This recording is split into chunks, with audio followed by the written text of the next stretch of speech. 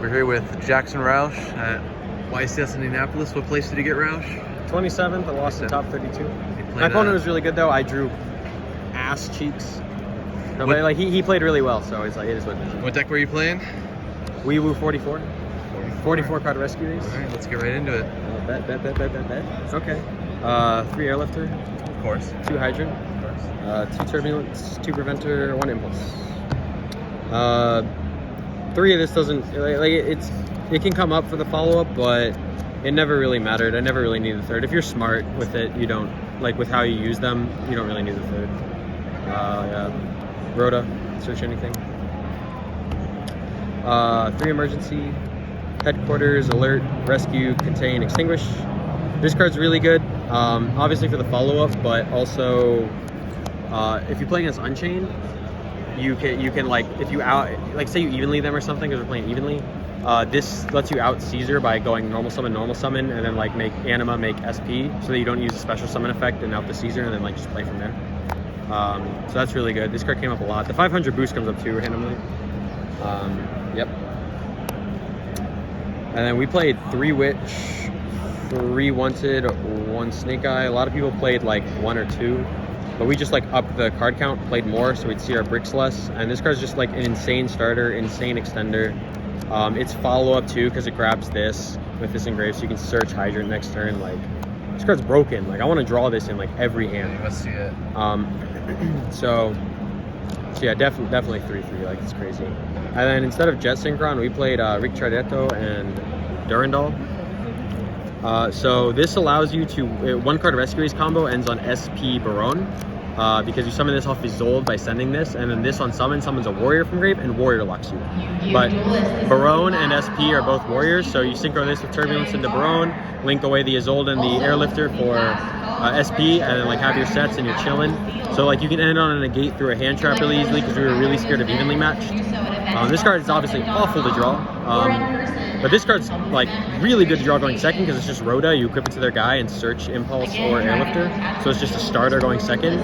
Going first, if you have Witch, you just equip it to that. Or if you already have combo, you can activate this and search Impulse if you get hand trapped. So this is like a fine draw. This sucks to draw, but yeah, it's also a fire. Like you don't even summon it off these, but you can. All the time I was to play through hand traps, summoning it off this, and then doing the same thing without making Isolde. If I got like hand trapped and I just like had to do other bodies. So, or like going second and came up. So this is really good. I definitely like that. I think it's better than Jet Synchron. Prosperities, Drolls, Imperms, Droplets, Evenlies, and Insuffusion. So we didn't play like Ash or Veiler or Crow, any of that. We felt those cards were just way too low impact into how broken the decks were. Especially because a lot of hands you'll only end up drawing like 1 non-engine, right? We want cards that are good on our 6th draw. We want cards that are good off Prosperity, so we played these. This is also like this. Also, you can hit off Prosperity hit for your 6th, and it's still useful.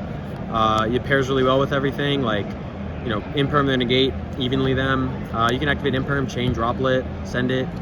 It's just really versatile, and like obviously double hand trap's really good. We did play Droll because we felt it was a hand trap that we could draw alone. And there are some hands where we just Droll our opponent and it just stops them. Like a lot of the random decks just get murked by this card. This was amazing. It's also just sometimes insane in the mirror. Usually it's very good in the mirror. It like at least stops them from full comboing, and sometimes it just bricks their whole hand. Yeah, Insuffusion. I think a lot of people were on this actually. Like I was surprised how many people were. But you already play Mud Dragon, so you just for the Dweller line. So you Instant Fusion and then Call Fire. They can't target anything. It turns off most of the interruptions in the format. And then you just like combo and win.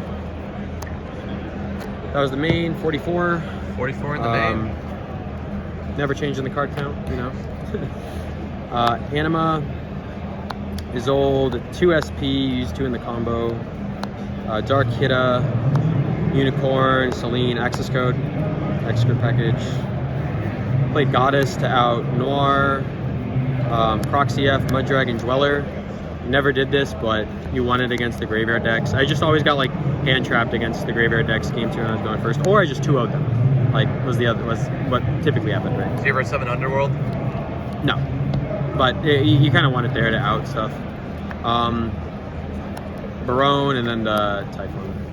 And Typhon, how did Typhon go for you? I summoned it 1 time and it was good. That was it. I think I only summoned it once, yeah.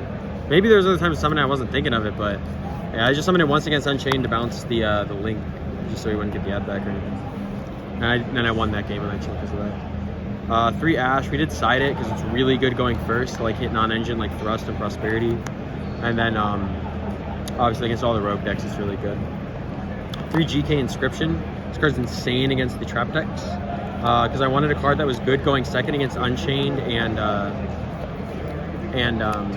Tier Limit, yeah. Druid Swarm conflicted with Evenly. It played into Thrust Talents. Sometimes it just wasn't enough.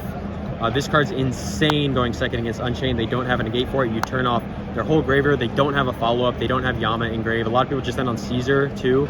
They try to like Yama back the Soul of Rage. They don't get any follow-up off the Caesar, and he sets off Shavara. So you get like 2 turns basically to out their board and win. So he turns it all off for your turn when you're outing the board, and their turn to kill their follow-up. So this card was insane against Unchained. It was insane. If you draw it first, obviously too, you FTK them. Lightning Storms and Feather Duster for Rogue in the Mirror. Johnston Smith. Craig Johnston Smith. It was the 15th card. We figured it was we wanted it in there for utility to try to dig for off Prosperity against Pearly. Snake Eye, the original. Shout out to Mount Fuji for telling us to play this card.